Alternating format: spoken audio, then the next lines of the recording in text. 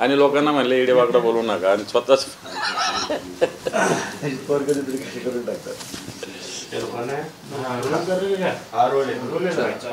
आज एका याच्यातून अजित पवार उपमुख्यमंत्र्यांचं एक विधान आहे, तुम्ही मला मतदान करा मी तुम्हाला काम करून देणार आणि तुम्ही मला काट मारली तर मी पण तुम्हाला काट मारण्याचा थेट इशारा अजित पवार यांनी दिलेला आहे. मला असं वाटतं ही सौदेबाजी आहे किंवा धमकी याला म्हणता येईल. ते असंही म्हटले की तुमच्या हातात मत द्यायचं आहे, माझ्या हातात निधी द्यायचा आहे. निधी अजितदादाच्या घरचा नाही, निधी हा जनतेच्या करातून दिला जातो. अजितदादाच्या घरातून नाही दिला जात, हा करातून येतो, घरातून नाही जात. आणि त्यामुळे अजितदादासारख्या जबाबदार, आता जबाबदार शब्द वापरावा नाही वापरावा मला माहिती नाही, परंतु अशी व्यक्ती जर अशा पद्धतीनं जनतेस धमकी देत असेल मतासाठी, तर निवडणूक आयोग काय करतं हा माझा प्रश्न निवडणूक आयोगाला आहे. का निवडणूक आयोग आता अजितदादांच्याही घरी पाणी भरायला जातं आहे हे जनतेनेच बघितलं पाहिजे, परंतु अशा धमक्या देण्याचा प्रयत्न करू नये असा सुद्धा इशारा अजितदादांना आम्ही देतो. काल अर्ज मागे घेण्याचा शेवटचा दिवस होता. महायुती आणि महाआघाडी दोघांमध्येही अनेक ठिकाणी जमलेलं नाहीये. सगळ्यांचीच भूमिका बऱ्यापैकी एकला चलोची आहे. असं नाही म्हणता येणार. बऱ्याच ठिकाणी आमचं महाविकास आघाडीचं तरी झालेलं आहे, परंतु या निवडणुका स्थानिक वेगवेगळे इक्वेशन्स त्याच्यावर होत असतात. त्यामुळं याचं गणित ओव्हरऑल आघाडीला कोणत्याही लावणं मला असं वाटतं योग्य होणार नाही. कारण स्थानिक कित्येक लोक 10-10, 20-20, 25-25 वर्षाने एक नगरपालिकेमध्ये कोणत्या काय पक्षाचे, काही तर व्यक्ती आहेत त्यांच्या आघाड्या आहेत, ते कोणत्या पक्षाचे नाही. आणि म्हणून त्याच्यात फार काही राजकीय घ्यावं असं मला नाही वाटत. शरद पवारांचं एक विधान आहे, मनसेला सोबत घेण्याबाबत एकत्रित चर्चा करावी, सत्याच्या मोर्चाप्रमाणे एकत्र मैदानात उतरायला हवं तरच लाभ. बिलकुल ही भूमिका शिवसेनेची पण आहे. कारण आपल्याला कोणाला हरवायचं आहे, कोणाची मस्ती, कोणाची दादागिरी आहे, त्याच्यासाठी आपल्यात विभाजन करून चालणार नाही. आणि म्हणून ही भूमिका आमची सुद्धा आहेच. काल गणेश नाईकांनी जे उद्घाटन केलं तिथे गणेश नाईकांचं एक वाक्य सध्या फार चर्चेत आहे, अमित ठाकरेंचा गुन्हा मागे घ्या.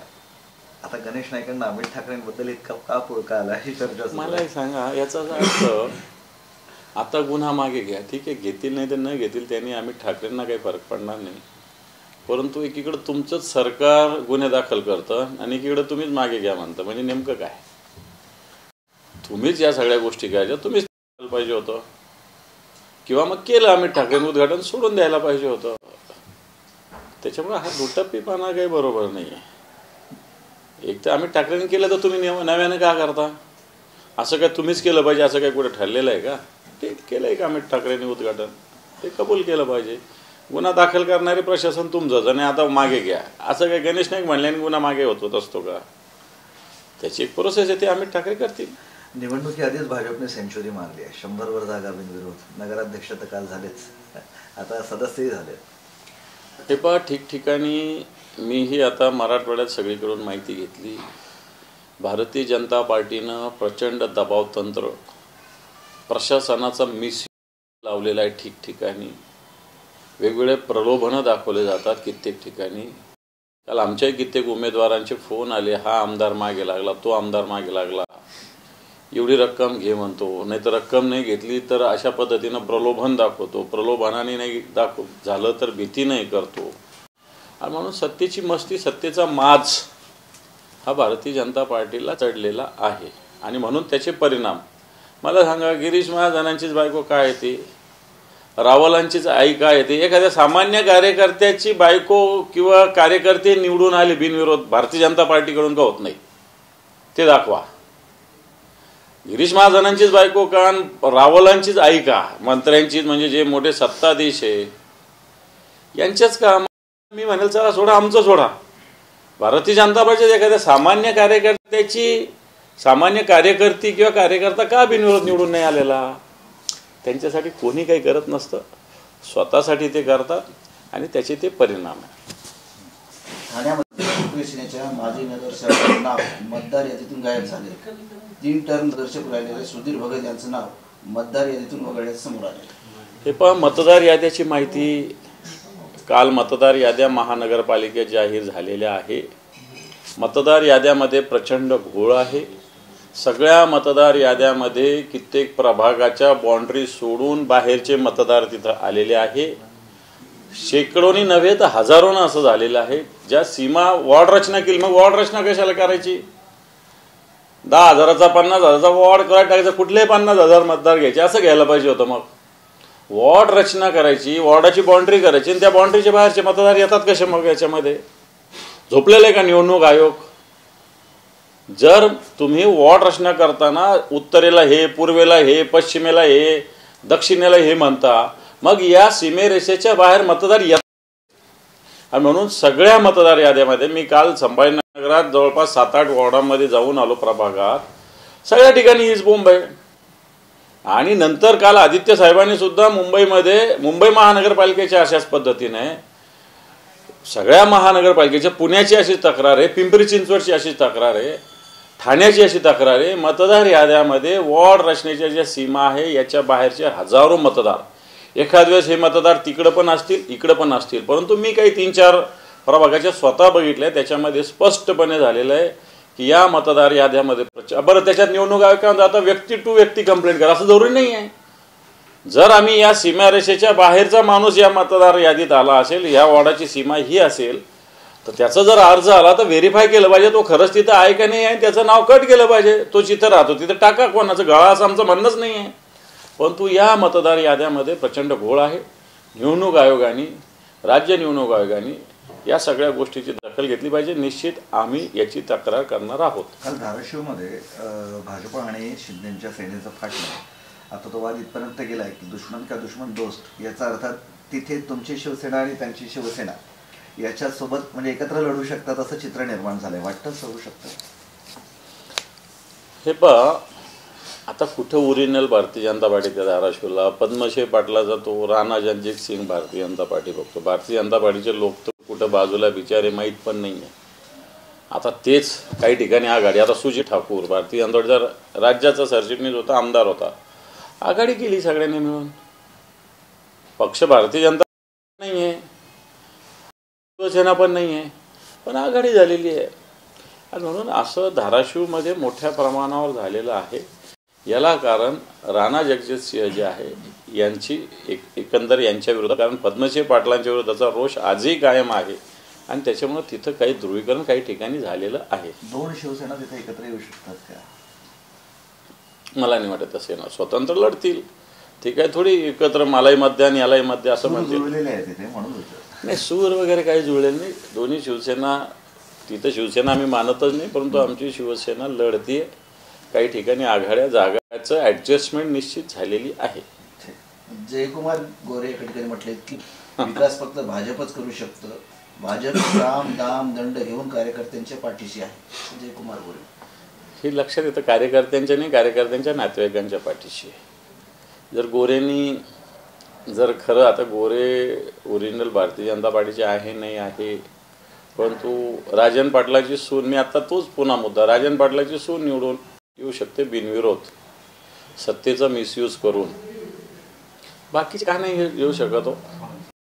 रावलांची आई येते, गिरीश महाजनांची बायको येते, पण बाकी कार्यकर्ते काय येतात. आणि विकास कोणता साधला भारतीय जनता पार्टीनं? आज 7,000 8,000 आत्महत्या 2-2.5 वर्षामध्ये. आत्ता या मराठवाड्यामध्ये 1 जानेवारीपासून 900च्या वर आत्महत्या झाली. आणि मग कोणता विकास केलेला आहे? रस्ते खड्डे, म्हणजे पूर्ण महाराष्ट्रात रस्त्यावर खड्ड्याची म्हणजे रस्ते झालेली सगळ्या ठिकाणी. सगळे प्रकल्प कुठं फुटलेले कुठं तुटलेले, रस्ते जसेच्या तसे पडलेले. 20-20 वर्षांना मुंबई गोवा महामार्ग होत नाही. आणि म्हणून मला असं वाटतं या विकासाच्या गप्पा नुसती भारतीय जनता पार्टी मारते. जयकुमार गोरेंच्या म्हणण्यात कोणतंही तथ्य नाही. एक वेगळा प्रश्न विचारतो की जे अतिवृष्टीचं अनुदान आहे ते अजूनही 40 ते 45% शेतकऱ्यांना मिळालेलंच नाहीये. रद्द केलेली KYC भस्मासूर अजूनही कायम असेल. मी ग्रामीण भागात फिरतोय, दररोज जात असतो. 40 ते 45% लोकांना रक्कम आली असेल, परंतु जी जाहीर झाली ती आलेली नाही. बागायतीचे आता काही लोक उपोषणाला बसलेले बघा. श्रीरामपूर तालुक्यामध्ये वेगळे, वैजापूर तालुक्यामध्ये वेगळे, नेवाशात वेगळं, गंगापूरमध्ये वेगळं. येवल्यात वेगळं, वैजापूरला वेगळं. त्यामुळे 40-45% समजा डिक्लेअर केलेलं आहे 8,500 रुपये, आले 1,500 रुपये, 1,000 रुपये, 500 रुपये. त्यामुळं आम्ही या पॅकेजचं झालं काय याचा पंचनामा केला आहे. परंतु आता पुन्हा एकदा तहसीलदारापासून कलेक्टरांपर्यंत भेटून एक पंचनामा या सगळ्या मदतीचा आम्ही करणार आहोत. महेश सावंत असं म्हणतात की मुंबई महापालिकेत ठाकरे यांचाच महापौर बसणार, महाविकास आघाडीचं काय? कोण म्हटलं? महेश सावंत नाही प्रश्न मुंबई महापालिकेत म्हणजे ठाकरेंचाच महापौर बसणार. बरोबर बोलले, ते काय चूक बोलले. महाविकास आघाडीच काय? ठाकरेंचा महाविकास आघाडीचा काय वेगळा आहे का? ठाकरे महाविकास आघाडीतच आहे. महाविकास आघाडी ठाकरेंनीच बनवलेली आहे ना या महाराष्ट्रात. त्याच्यामुळे ठाकरेंनीच इथं सुरुवात केल्यामुळे देशात बनलेली आहे. त्यामुळे ठाकरेंचाच बसणार म्हणजे काय, महाविकास आघाडी त्यासोबत असणारच. जुनी चर्चा पुन्हा खतखत होते. ते उदय सामंताची जी चर्चा होती की ते बाजूला जाणार, 10-20 आमदार सोबत घेणार, जाऊ शकतात इकडे तिकडे कुठं, तुम्हाला काय वाटतं सगळ्याबरोबर? मी काल परवाच बोललो आपल्याशी बोलताना की आत्ताच्या घडीला एकनाथ शिंदे साहेबांचे कित्येक मंत्री त्यांचं ऐकत नाही. त्यांना कंट्रोल देवेंद्रजी फडणवीस साहेब करतात. आणि याच्यात उदय सामंताचं नाव एकदम वरचं आहे. अन्य काही मंत्री त्याच्यामध्ये आहेत. मला वाटतं ते हळूहळू यथावकाश समोर येतील. त्यामुळे जे सत्य आहे ते सत्यच आहे. उदय सामंत लीड करतायत या दुसऱ्या याच्यासाठी ते मला माहिती नाही, परंतु ते एकनाथ शिंदे साहेबांचं ऐकत नाही एवढं मला माहिती आहे. त्यांना ऑपरेट देवेंद्रजी फडणवीस करतात. सामनातून दावा केला आहे की शिंदे सेनेचे 35 आमदार फुटणार. ओके, फुटू शकतील. आताच्या वेळेला शिंदेचा फुगाच आहे ना तो. कित्येक हे शिंदेचे नाहीच आहे. शिंदे साहेबांचे कित्येक लोक नाहीच आहे ना.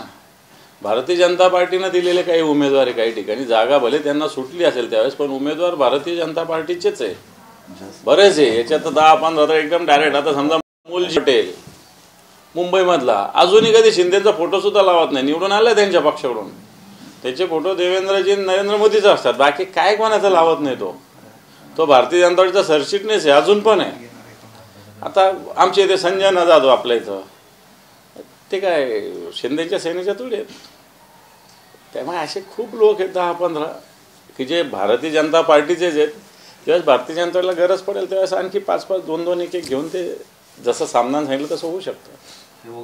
वरच्या गोष्टींवरून दावा केला जातो का काही दाव्यासाठी काही आहे? नाही, हे लोक हे पहा, हे आज नाही तर उद्या होणार आहे.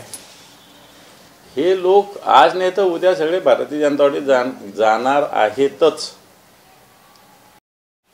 मी नाव तुम्हाला सांगितलं ना, एक मुलजी पटेल एक उदाहरण. तुम्ही मुंबईतून माहिती घ्या सगळी, भारतीय जनता पार्टीतच आहे. राणे आले निवडून, पण ते काय त्यांच्या पक्षात आहे का? नाही आहे. फुटणार म्हणजे भाजपमध्ये जाणार का तुमच्याकडे पण परत येऊ शकणार? उद्धव साहेबांनी सांगितलेलं स्पष्टपणे, गद्दारांना आमच्या घरात प्रवेश नाही. मनसेचे चारकोप विधानसभा अध्यक्ष दिनेश साळवी यांनी एक आरोप केला आहे की दुबार मतदार ओळखपत्र निवडणूक आयोगाने जी डबल स्टार योजना केली होती ती पूर्णतः फेल झालेली आहे.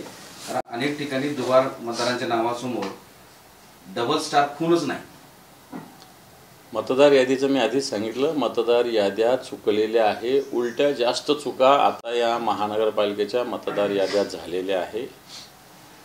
शहरात एकेका 2-2, 3-3 ठिकाणी नाव तर आहेच, परंतु वॉर्डाच्या सीमारेषाच्या बाहेरचे लोक मतदार यादीत आलेले आहे. कित्येक वॉर्डाचा काही संबंध नसणारं. आता मुंबईमध्ये समजा वरळी आहे, बांद्राचे मतदान वरळीत आले, काय संबंध आहे समजा. किंवा विक्रोळी आहे, विक्रोळीचे मतदान दादरला आले, काय संबंध आहे. असं मोठ्या प्रमाणावर मतदार यादीमध्ये घोळ झालेला आहे. आणि हा पूर्ण महाराष्ट्रात आहे. मी संभाजीनगरची आत्ता आधी माहिती सांगितली तुम्हाला. वॉर्डाच्या जी सीमारेषा याच्या बाहेरचे मतदार याच्यात आलेले, हे जाणीवपूर्वक आले. 100% कळतं. कारण एखाद्या वॉर्डाच्या बाउंड्रीच्या जवळचा माणूस आला तर मी समजू शकतो, पण क्रॉस करून 2 वॉर्ड 3 वॉर्ड क्रॉस करून येण्याचा काहीच संबंध येत नाही. डबल स्टारचं काय? नाहीच केलं. निवडणूक आयोग झोपलेलंच आहे ना. 1 स्टार आहे ना 2 स्टार आहे, काहीच स्टार नाही, कोणता स्टार नाही. जिल्हाधिकाऱ्यांनीच मान्य केलंय की पैठणमध्ये 562 दुबार नाव. मग ते गाळायला कोणी थांबवलं जिल्हाधिकाऱ्यांना? भुमरे जे बोलले 20,000 मतदान मी बाहेरून आणले ते सत्यच आहे ना. याचा अर्थ त्याला दुजोरा जिल्हाधिकारी देत आहेत. भुमरे सांगितलं मी 20,000 मतदार बाहेरून आले, याचा अर्थ ते 20,000 राहतच नाही. कायदा काय सांगतो निवडणूक आयोग? कुठे राहणाऱ्याला कुठे मतदान थोडी करता येतं. मी जिथं रेसिडेन्स आहे माझं तिथंच मला मतदान करता येतं. मी कुठेही नाही मतदार यादीत नाव ठेवू शकत. महापालिकेची अनेक आक्षेप यायला सुरुवात झाली आहे. येणार ते मी आधी सांगितलं सगळ्या विषयी. महापालिकेत सगळ्या प्रभागात आक्षेप आहेत. भाजपचे प्रवक्ते केशव उपाध्ये यांनी पोस्ट केलेली आहे. त्याच्यामध्ये म्हणतात की ठाकरे म्हणजे मुंबई नाही, ठाकरे म्हणजे मराठी माणूसच नाही. केशव उपाध्ये बिचारा साधा माणूस आहे, परंतु त्यांना अजून घरात बसून एवढं बोलणं म्हणजे ठाकरे आणि मुंबई कळाली अशातला काही भाग नाही. ठाकरे अजून भल्याभल्यांना कळालेले नाही. केशव उपाध्यायांना काय करणार? त्याला आशिष शेलारांच्या त्या भूमिकेला समर्थन दिलं असं सांगितलं. आशिष शेलारांची काय भूमिका आहे? आशिष शेलारांची भूमिका काय? बावनकुळे म्हणतात महाविकास आघाडी मुंबईत किंचित दिसेल म्हणे. महाविकास आघाडी मुंबईमध्ये महायुतीला चित करेल एवढं सांगतो मी. किंचितचं समोरचं की काळ महायुतीला चित करेल.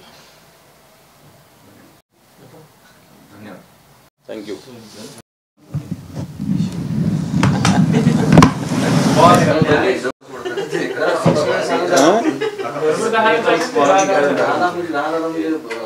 दहा मिनिटांनी टाकला असतो.